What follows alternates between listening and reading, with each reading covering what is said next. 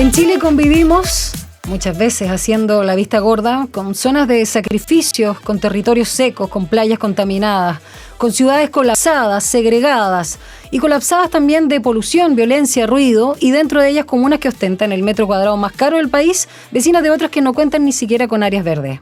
Un país donde algunos merecen derechos, privilegios también le dicen, y todos tenemos deberes, donde la nación menosprecia a los pueblos originarios, aquellos primeros habitantes que dieron vida a un antiguo vergel.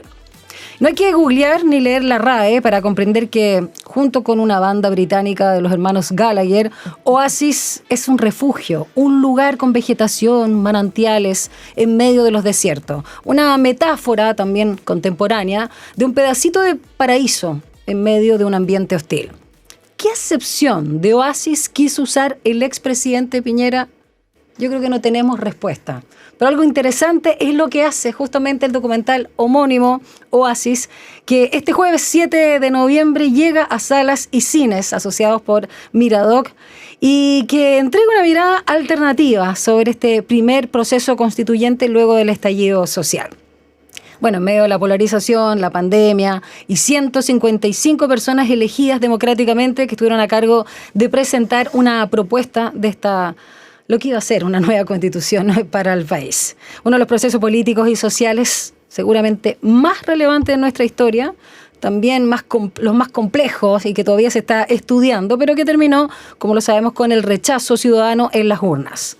¿Qué pasó en el intertanto tras bambalinas? Lo vamos a conversar con los directores del documental Oasis, Tamara Uribe y Felipe Morgado, que nos acompañan esta tarde en Frecuencia Pública. ¿Cómo estás, Tamara, Felipe? Bienvenidos. Bien, muchas gracias. Gracias por la invitación. Muy bien. Con sueñito, ¿no? Porque tuvieron ayer una instancia, una van premier. Ayer fue la van premier de la película, así que estábamos muy contentos y tuvimos harta convocatoria, así que ahí esparciendo el mensaje para que nos ayuden también a convocar. ¿Cómo les fue? Porque, a ver, a propósito de todo el ciclo y toda los reconocimientos, sí, esa es la palabra que quería usar, los reconocimientos, premios y todo esto de los festivales que suelen darse, ¿no? En general, sobre todo con los documentales, donde le ha ido muy bien, y ahí estuvieron festivales internacionales, estuvieron el premio Mejor Documental en el Festival de Cine Latinoamericano de Biarritz.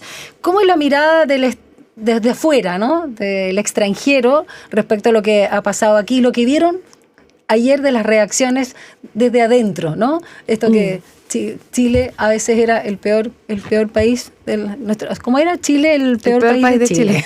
O Chile el mejor país de Chile. Mejor país de Chile. ¿Felipe? Todas sirven. Eso mismo. No, bueno, muchas gracias por la invitación, feliz de conversar desde la peli. Bueno, la reacción afuera ha sido bastante interesante porque si bien Oasis es un documental muy chileno, se filma en un proceso como chileno desde sus vísceras, ¿no es cierto?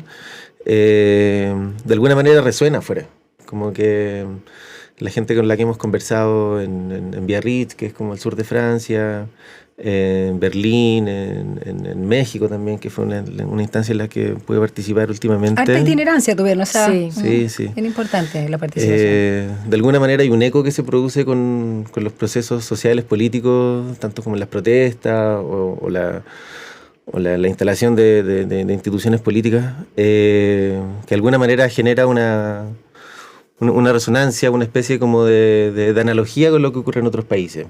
Yo ha sido muy interesante conversarlo porque nos hemos dado cuenta, o al menos yo en las conversaciones que han habido después de la película, que muchas de las personas fuera ven a Chile como una suerte de ejemplo, ¿no es cierto? Como que este oasis, ¿no? Este espejismo se proyecta. Hay una imagen proyectada de Chile, una imagen país que afuera se ve como...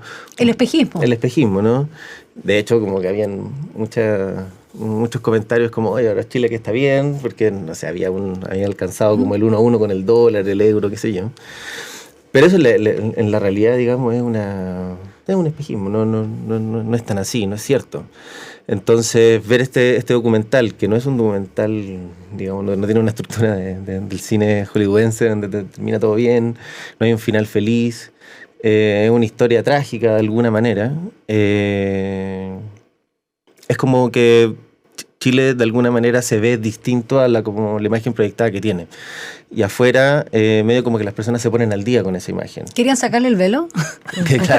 Claro, o sea, que nunca, cuando uno está acá adentro, o sea, en este país no ve el velo, está todo sin velo, como que uno no ve ese oasis, sabe que es mentira, ¿no es cierto? Claro. Sabe que es un espejismo.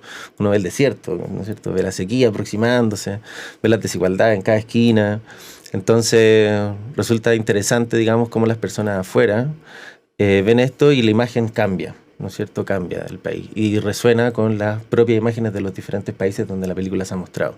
Y eso ha sido súper bacán, ha sido súper bueno porque de alguna manera esta película muy chilena tiene una audiencia que se atreve a verla y que no es la audiencia chilena, digamos, que vivió el proceso desde adentro y lo que estuvieron todos ahí, sino que es la que está... Eso del público, Felipe, claro, del público de los festivales internacionales. ¿Y cómo fue el ICO de las primeras reacciones en el Avant Premier y acá, Tamara? Acá es muy distinto. Sí, eso quiero saber. Cuéntanos. Es muy distinto. Nosotros estábamos como muy ansiosos también de este momento, porque si bien la película, como dice Felipe, tiene temas que son súper universales y que son como parte de los desafíos, yo creo que están enfrentando todas las democracias hoy día en el mundo, que tienen que ver con todas las crisis, digamos, compartidas también globales.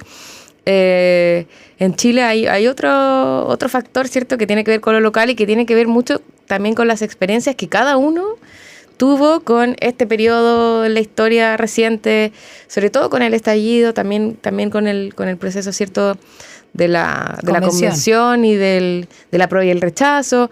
Entonces, acá es bastante más dura, yo diría, la recepción, en el sentido de que remueve otras cosas. Hay un efecto medio como de que los últimos años no hubieran pasado, como una especie de desgaste, de desencanto, pero también como de un proceso negado, como que uno se olvida que ocurrió. Y verlo, ayer mucha gente nos comentaba como, ¿verdad que pasó esto? Y como que ¿será porque duele? ¿Cuál es la impresión de hay ustedes? algo medio traumático, Sí. que también yo creo que es de enfrentarte a imágenes que pueden ser un poquito traumáticas, pero que también son parte de la historia y que de alguna manera la invitación que hace la película es a poder volver a mirar este periodo y mirarlo desde una manera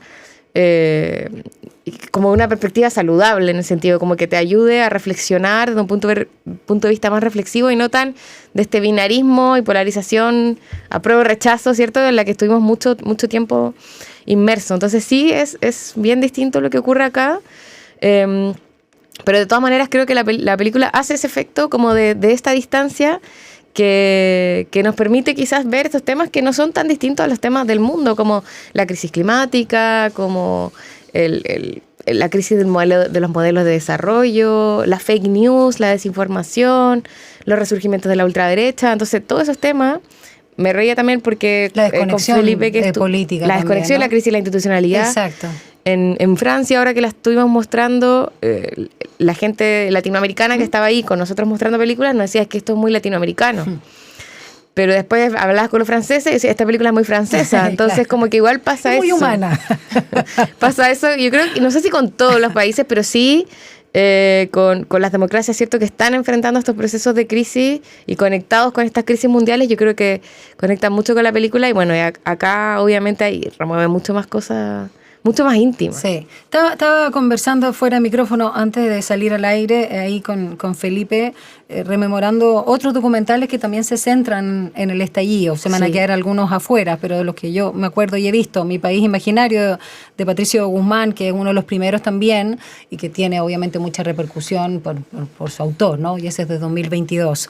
Está también La Revuelta, que está inspirado en el libro del mismo nombre, de Laura Landaeta y Víctor Herrero.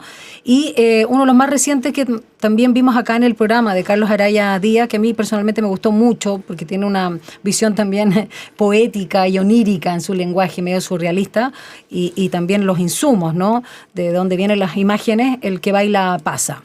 Quiero centrarme obviamente en el punto de vista que tiene el documental Oasis, y ya lo decíamos, y voy a partir también a propósito más que del montaje, sino con el tiempo, porque como todo documental también tiene, en este caso no hace esas elipsis, sí, hace elipsis, por supuesto, pero no estos juegos que hace la ficción con los tiempos, en el sentido que hay una cronología de este proceso.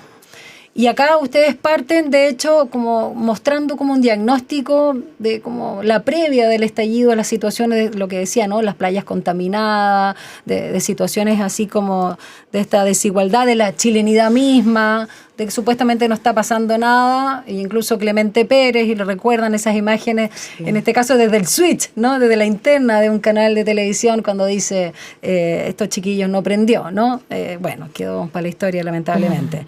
Y terminan con el 4 de septiembre finalmente, y ese cierre. Y una conversación bien interesante ahí de, no sé si eran policías, gendarmes ahí en una cárcel. Sí, bien interesante también a propósito de lo que queda. Interesante en el sentido igual de lo decepcionante. Pero bueno, más allá que uno las comparta. Pero dejan afuera el otro proceso constituyente. ¿Por qué? Sí. Felipe. Porque sentimos que el hito político terminaba con el primer proceso constituyente. La idea de reescribir una constitución, como de pensar un país, sentimos que ocurrió en ese proceso. Y cuando se termina, con el plebiscito de salida, había una sensación, yo creo, como... es una suma, digamos, de perspectiva. No creo que no hay una respuesta, digamos, como... tan fija, pero como que se sintió que algo se había acabado, ¿no es cierto? Como que había un proceso que se había terminado, que había culminado, y nosotros ya llevábamos 5 años filmando. Entonces también había como un desgaste en todo sentido. Un desgaste en todo sentido, claro. Nosotros habíamos estado dentro de la convención, ¿cuál convencional? Filmando, esperando, aburriéndose. Ya vamos a entrar en eso, mucho bien rato. interesante. Entonces igual, de alguna manera...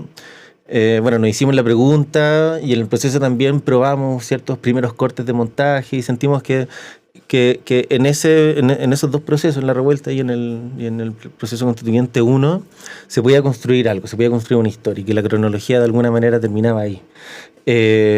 Luego, cuando ocurre el segundo proceso constituyente de mucha menos popularidad, ¿no es cierto? Y con un carácter completamente distinto, se abría como otra película. Era como que se trataba de otra cosa. Y ya también había un desinterés generalizado. Y las secuelas son malas, las segundas partes son malas por lo general, ya que está hablando el audiovisual. Claro, ¿no? Y también en un diseño de sector padrino, estoy muy de acuerdo. En un diseño de producción que es colectivo, entonces también había que un poco economizar esas energías que estaban fluyendo. Pero aparte de lo técnico o de también la energía humana, los recursos, y a propósito que hablabas de colectivo, me gusta también aquí, a propósito de la casa productora, no fundadora, la Fundación Mafi, y yo decía ahí que me gustaba mucho también ver un poco la mirada de Christopher Murray, y está ahí en el montaje junto a ustedes, ¿no? Tamara Uribe, Felipe Morgado y Andrea Chignoli. Más allá de lo técnico, que sin duda es importante, había también un tema quizás ético y de no interés ciudadano, ustedes también como ciudadanos, solo como artistas, de decir, esto no nos interesa por el momento, al menos. El segundo proceso, todo el tema con los republicanos y por supuesto la previa con los expertos, donde tiene otro cariz, ya no es ciudadano. Lo que pasa es que yo creo que nosotros, primero creo que esta película, de los grandes desafíos que tuvo, tiene que ver también con esa incertidumbre de donde estábamos dentro, digamos. No es un proceso que nosotros podemos mirar con mucha distancia como actores, también como ciudadanos, sino que todas las preguntas eran válidas y todas las posibilidades eran válidas mientras estábamos grabando, mientras estábamos produciendo la película. Y en general nosotros somos muy como de salir a explorar, como que eso es parte, no hay lugares a los que no vamos de per se. De hecho, yo creo que igual hay imágenes bastante memorables que podrían haber ocurrido en ese segundo proceso. Y yo creo que lo ético, obviamente, es algo que se considera quizás cuando ya estás ahí grabando, quizás en un periodo como de explorar un poco y ahí tomar la decisión si retrocedemos o bien en montaje. Pero no fue considerado. No, y yo creo que lo más interesante de ese proceso es que finalmente cuando ocurre el segundo rechazo, que también ocurre como dice Felipe, con mucho menos entusiasmo, digamos, como que finalmente nos da la razón. Fue como tampoco.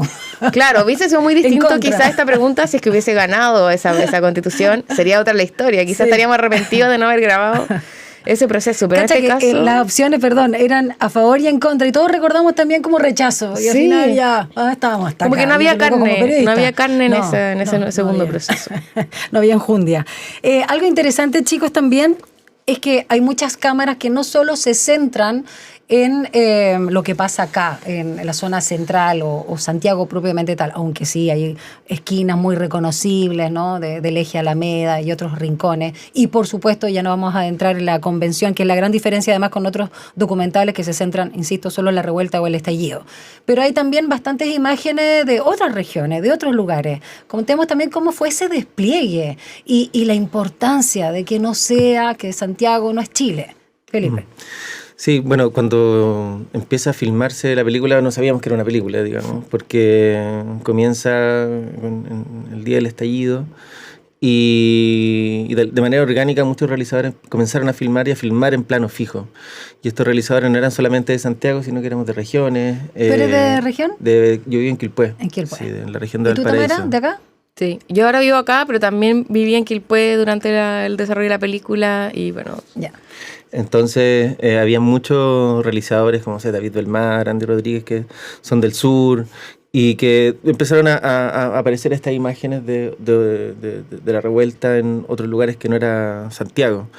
Y de alguna manera nosotros, como ya veníamos trabajando en este mapa fílmico, ¿no es cierto?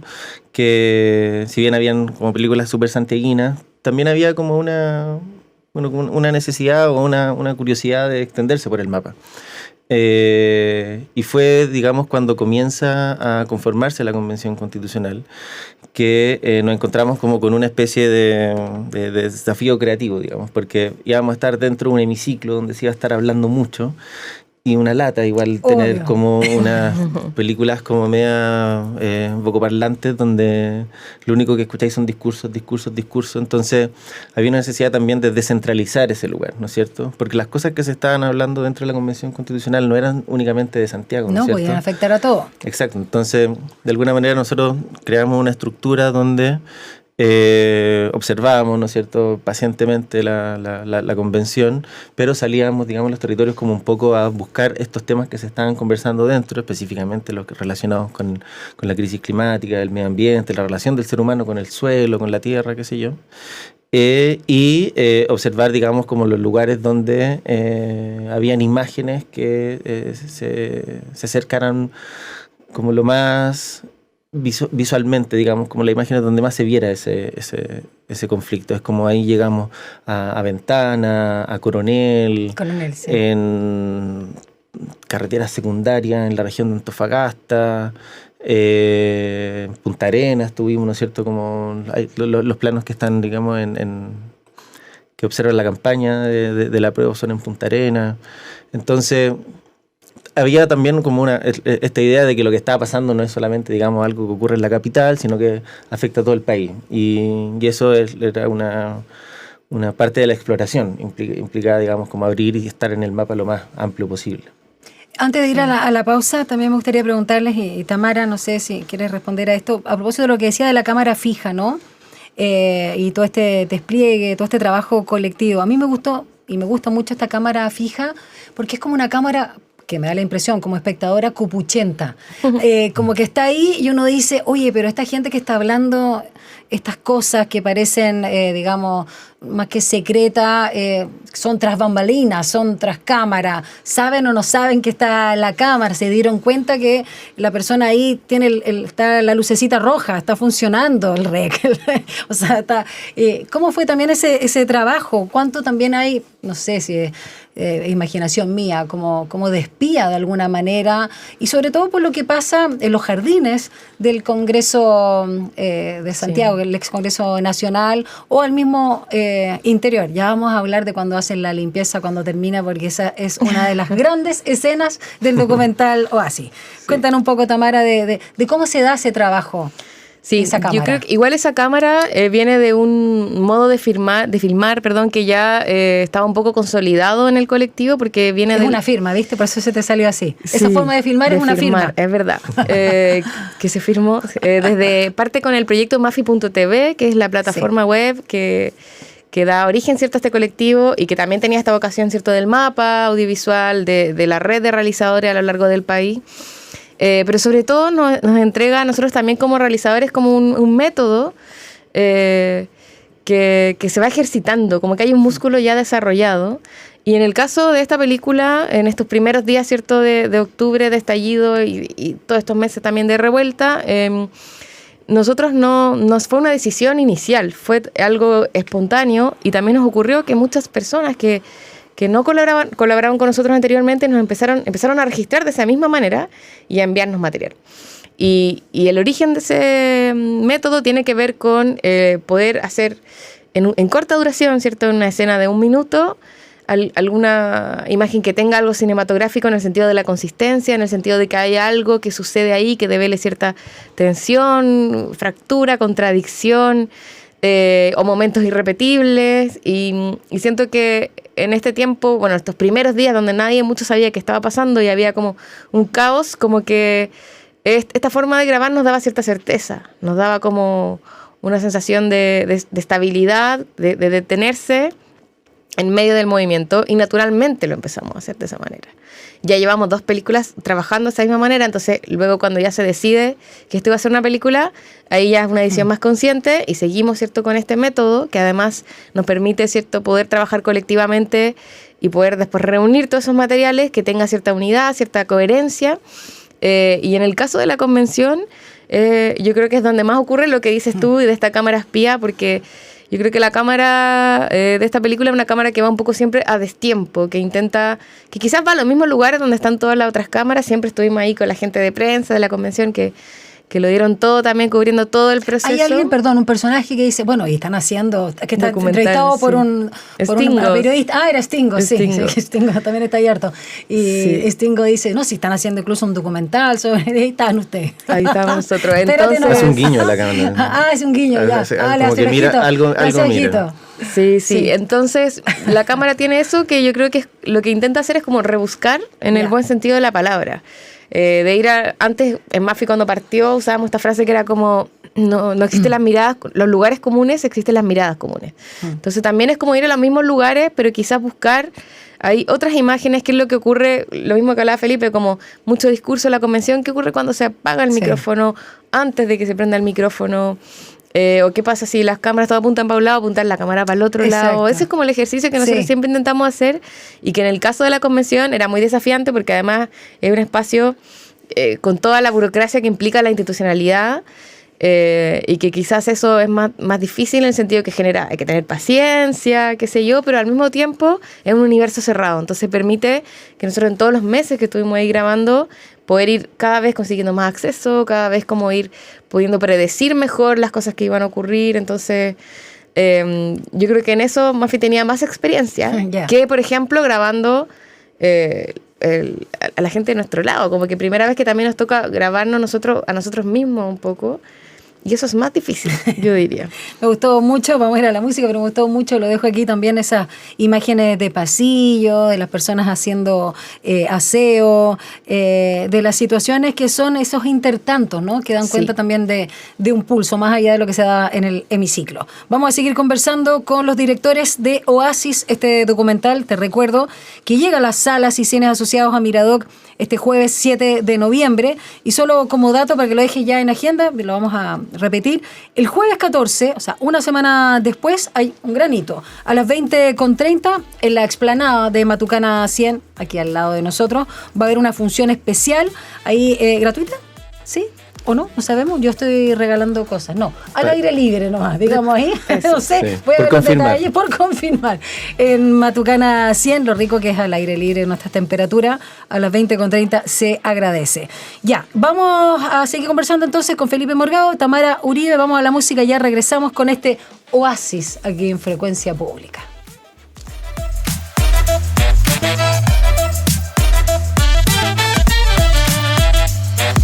Tengo una aclaración súper importante que hacer, que acaba de confirmar uno de los directores del documental Oasis, en este caso Felipe Morgado, y estamos por supuesto también con Tamara Uribe, respecto a la invitación que yo patudamente estaba haciendo para Matucana 100, que es el próximo jueves 14 de noviembre a las 20:30 horas, que es una función especial. porque al aire libre, porque estamos todavía en primavera. Y yo decía que era gratuita o que podría ser, pero hay algo mejor que me gusta porque tiene que ver también con el espíritu del documental. Sí, paga lo que puedas, dice la... Eso, que es bien amplio, Es bien amplio, en todo es bien caso. amplio. Sí. Sí, Vamos a comentar, antes de meternos exclusivamente en lo que pasa en la convención y finalmente en la edición, en la postproducción, lo que eligen, porque obviamente está nuestra queridísima Elisa Loncón, la primera presidenta de la convención, pero no es ella principal, no es la protagonista, que quizás podría haber sido una tentación ponerla a ella. Sí, se ve harto, digamos, como que uno podría decir como síntesis de un bando y otro, Daniel Stingo, por supuesto, y también en este caso Tere Marín Creech, que es muy divertida, las caras que pone, es que da risa igual, no hay nada que hacer.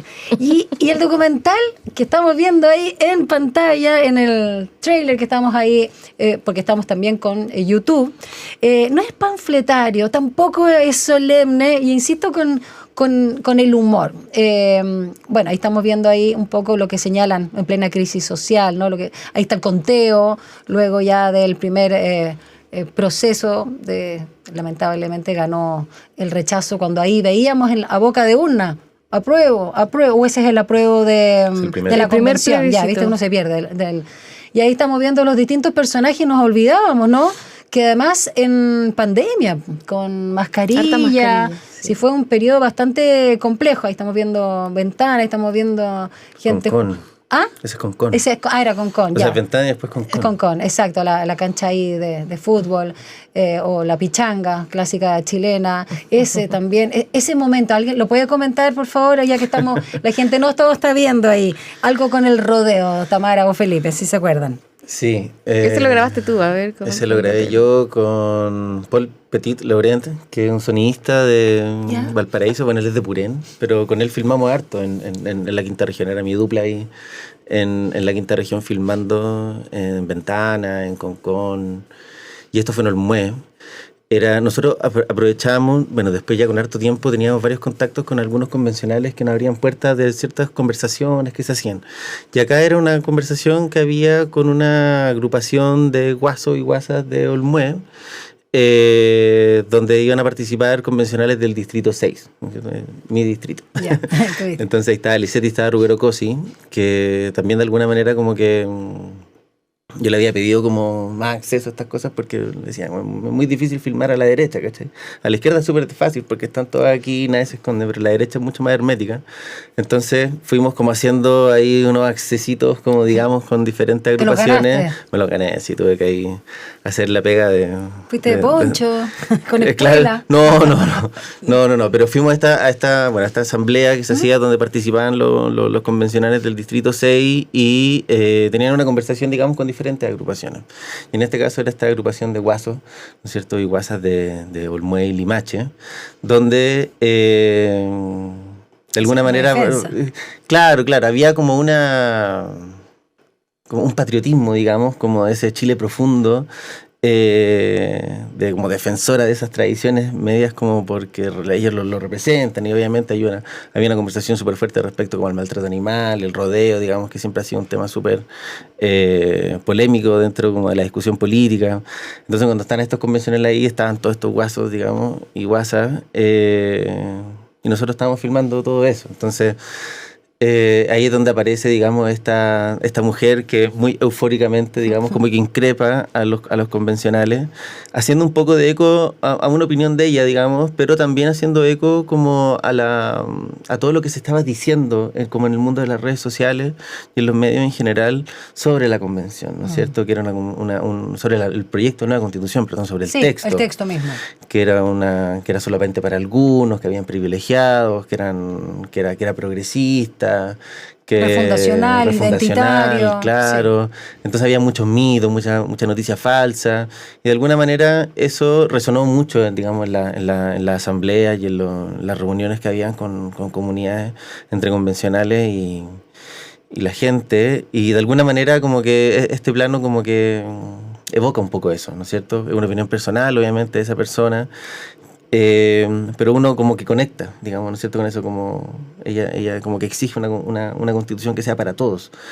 Y es curioso, digamos, porque saber una pregunta. Como a mí me recordó un poco a la actual senadora Jimena Rincón también, un poco, no en el sentido del rodeo propiamente tal, pero de mantener esas tradiciones que a veces hay que preguntarse por qué las tradiciones, ¿no? Claro. ¿Para qué?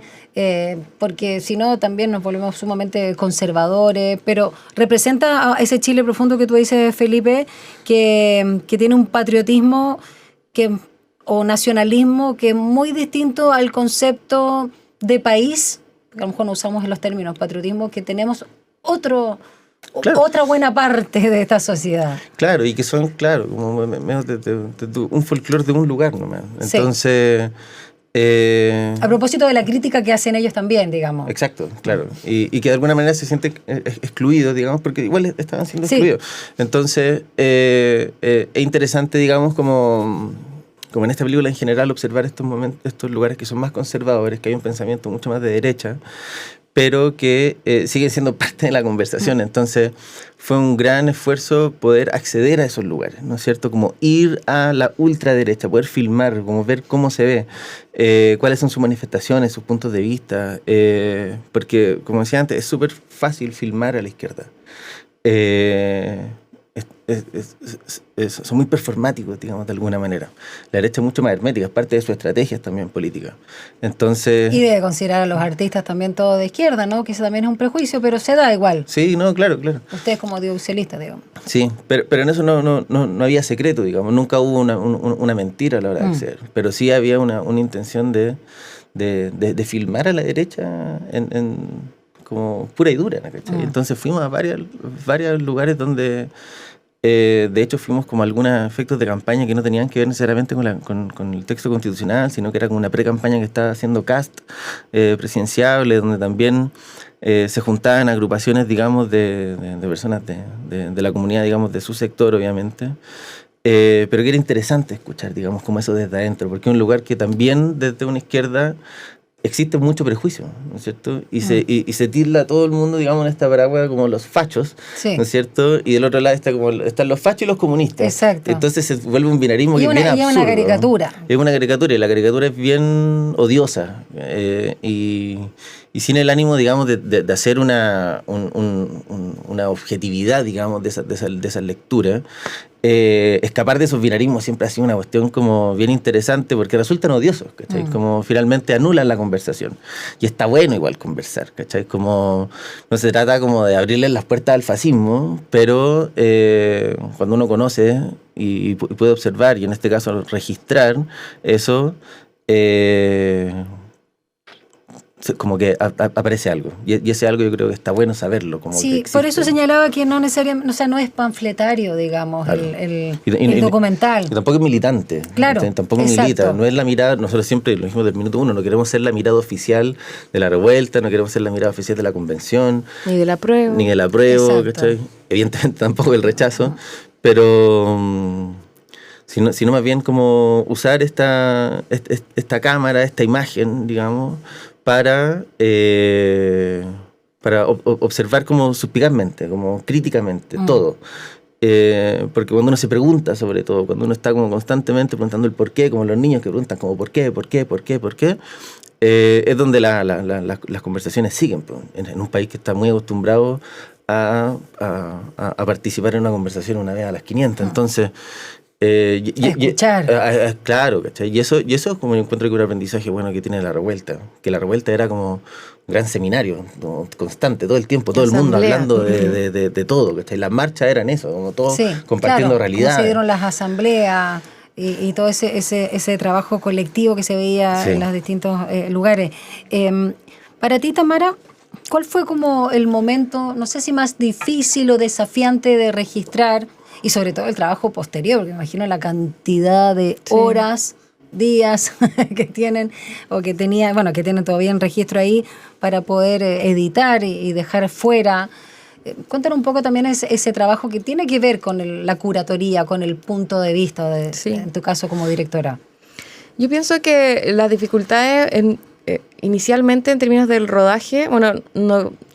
quizás el momento que orgánicamente más fácil fue, pero creo que no es malo mencionar las dificultades y los peligros del rodaje durante la revuelta. O sea, creo que... Y el mismo 18, además. Sí, o sea, nosotros partimos el 19, de hecho, y no paramos, en el fondo nunca más, hasta que terminamos la película.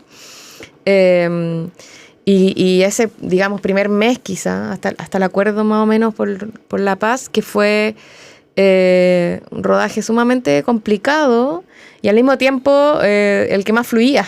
Como que no había que hacer mucho, simplemente, de hecho, lo que más hacíamos en ese tiempo, en términos como colectivo, era resguardar el material. O sea, iniciamos como una especie de estación de montaje y archivo, en paralelo que se empezó a grabar, porque uno grabar, pero también qué ocurre con ese archivo. Claro, ese material. Si se publica o no se publica, esos archivos podrían haber sido usados para individualizar personas y usados en nuestra contra. Entonces había muchas otras aristas respecto como al quehacer, digamos, nuestro, nuevas que aparecieron con este contexto de tanto peligro y incertidumbre.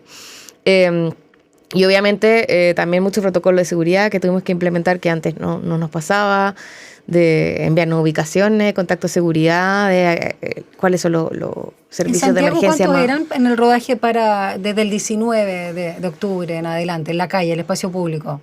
Yo creo que unas 10 personas, quizá un poco más. Bueno, hay más personas que participaron de otro cortometraje que hicimos que se llama Octubre y que ahora no todo ese material entró a esta película. De personas que nos llegaron material, yo creo que más de 20, 30 personas, incluyendo personas que no conocíamos, que hay personas que todavía no hemos visto en vivo y que tienen imágenes en la película. Entonces, muy interesante.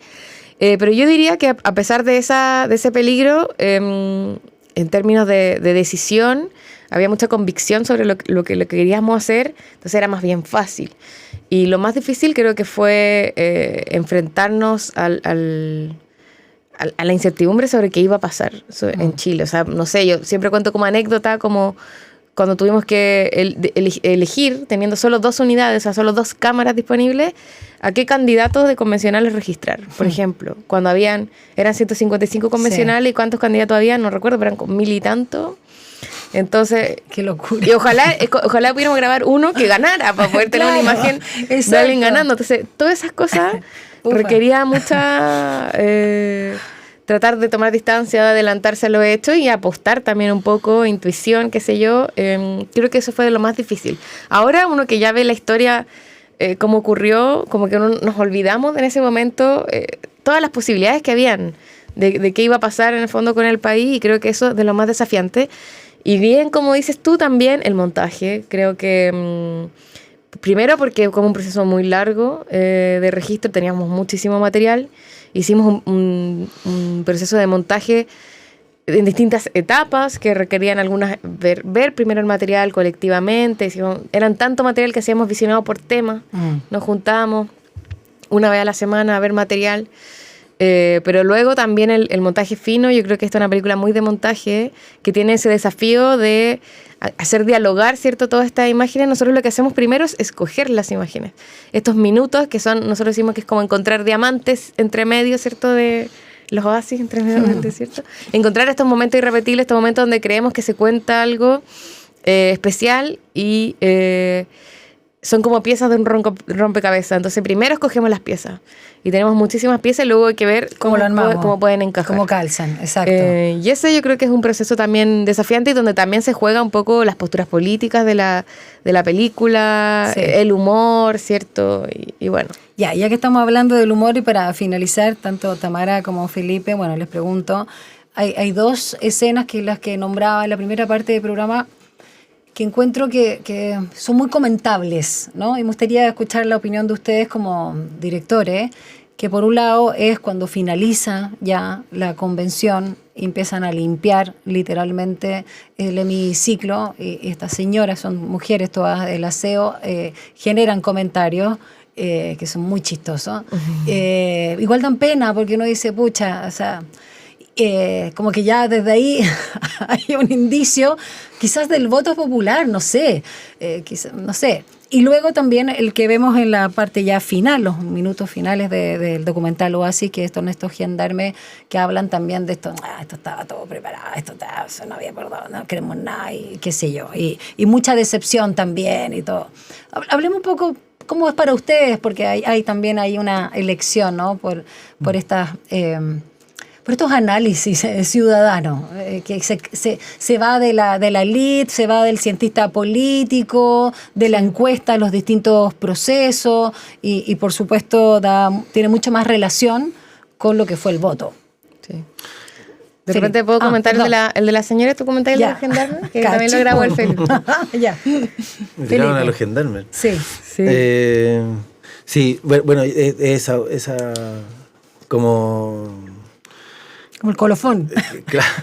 No, pero tiene que ver con esa como de ejercicio medio inexorable de explorar, de ver como todo, o sea, no todo, pero como de estar la mayor cantidad de lugares y ver qué pasa. En esta votación en particular había locales de votación que eran dentro de la cana. Entonces fuimos a la cárcel de Valparaíso, tratamos de gestionar un acceso, digamos, pero al llegar a la cárcel no pudimos entrar. O sea, como que no teníamos el acceso, pero como que la burocracia te hace como no entrar, ¿cachai? Entonces nos quedamos afuera de la cárcel. Y estaba yo y estaba Paul, el sonidista. De hecho, ese es un plano que... No, me imagino que sí, claro, es como robado, entre comillas. Claro, pero... Sí, es interesante eso porque tú hablas como una cámara espía. Sí. Pero no lo es tanto. No es una cámara espía, porque la cámara siempre está y es visible. Nosotros no nos escondemos. Claro, no la tenía en la mochila y el lente está asomando. Entonces no está ahí. De hecho, ahí los gendarmes sabían porque veían, digamos, el trípode con la cámara. Es como acá, ¿no es cierto? Está el equipo y estoy yo filmando hacia adentro y ya está. Si lo que es... Lo que hace que aparezcan estos momentos es el tiempo, ¿no es cierto? Porque muchas veces cuando uno está filmando, y ahora que todos tenemos cámara en el bolsillo, el rec dura muy poquito, dura lo que dura el video, ¿no es cierto? Entonces uno te filma o te sigue con la cámara, se mueve, qué sé yo, y uno siente la sensación de que está filmando. Cuando la cámara está fija, está quieta, y de alguna manera, bueno, y hay ciertas metodologías, como que no sé, yo me voy. Claro, exacto.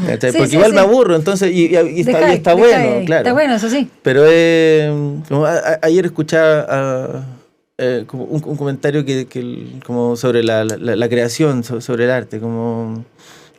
no, era sobre la poesía, como cómo se escribe poesía demorándose. Entonces eso está bueno, ¿cachai? Como es poco llevar la contra, como dejar la cámara quieta y demorarse, es como que lata, pero bueno, ahí está, ¿cachai? Entonces eso fue lo que suscitó ese plano, ¿no es cierto? Como, está bueno el resultado. Está bueno, entonces, claro, y ahí Paul Petín, digamos, como que tiene... Paul es que he hablado mucho de Paul, pero es fantástico. Saludos a Paul, sí, no, tremendo ser humano. Muy alto. Entonces, excelente sonidista. Ya, maravilloso. Entonces, tiró la caña, como que se puso a un ladito para que no se viera, y empezó a registrar esta conversación.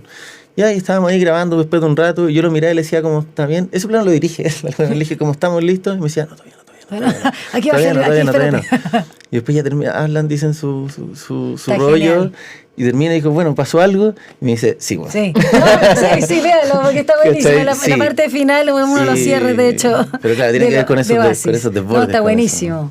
Brevemente, Tami.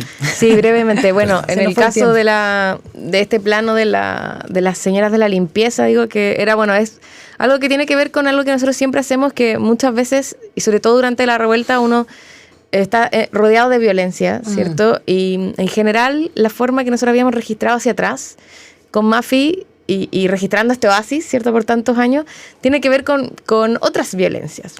Y yo creo que dentro de la convención, como este universo cerrado, este espacio cerrado que teníamos, siempre quisimos explorar, no sé si violencia necesariamente, pero sí estas estructuras que se reproducen y que quizás... también empezar a sospechar, digamos, de este espacio institucional y de cómo las lógicas que implican perpetúan las mismas violencias, no cambian nada.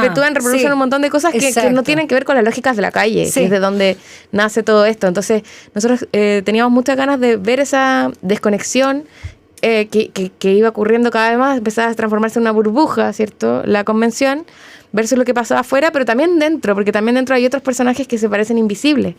Y que, bueno, en este caso las personas del aseo además son siempre mujeres. Sí. Dejar toda la mugre. El tema como del feminismo también es un tema que estaba muy parte, o sea, muy importante dentro del proceso de la revuelta, pero que también como verlo desde otra manera más cotidiana, más popular y que tiene que ver con los roles históricos y también simpáticos, porque incluso, digo, esta señora se ríen, ¿cierto? Echan la talla porque están trabajando, limpiando el hemiciclo. Es genial esa conversación. Y de alguna manera también hay algo ahí en escucharlas y de estar en ese momento que quizás nos habla y a lo mejor nos empieza a dar como luces sobre este abrumante rechazo también. Totalmente. Que nos sorprende un poco. Totalmente. Bueno, se nos fue el tiempo volando. Tamara Uribe, Felipe Morgado, directores de Oasis. Muchísimas gracias por habernos acompañado esta tarde en Frecuencia Pública, acá por Radio USACH. Está toda la información también, por cierto, en Miradoc Chile. Y recuerden, el próximo jueves 7 ya se estrena en las salas asociadas a Miradoc este tremendo documental. Y el jueves 14 una función especial al aire libre en Matucana 100. ¿Agregar algo? No, está bueno reforzar eso, que Miradoc hace la pega de distribuir documental en todo Chile. Sí. Entonces, desde el norte hasta el sur. Y al mismo tiempo se estrena en todo Chile. Claro, al mismo tiempo. Entonces, en miradoc.cl, cuando uno ve, hay Oasis y todos los otros documentales, digamos, que se están exhibiendo. Uno puede buscar por ciudad y ver ahí las funciones que se van a estar dando. Y hay varias funciones donde vamos a estar nosotros también, digamos, participando. Conversatorio. Claro. Un foro para que ahí puedan... Eso. Escuchen esto primero, en la 94.5, para que se hagan una idea. Y las preguntas que le hagan, por supuesto, que a mí no se me ocurrieron, por ejemplo, a Tamara y a Felipe. Muchísimas gracias por nos acompañar, que tengan linda tarde. Gracias por la invitación. Gracias. Y ustedes quédense en nuestra sintonía, acá en la 94.5, ya viene Mirna Schindler y viene Siempre Sin Pretexto. Chao.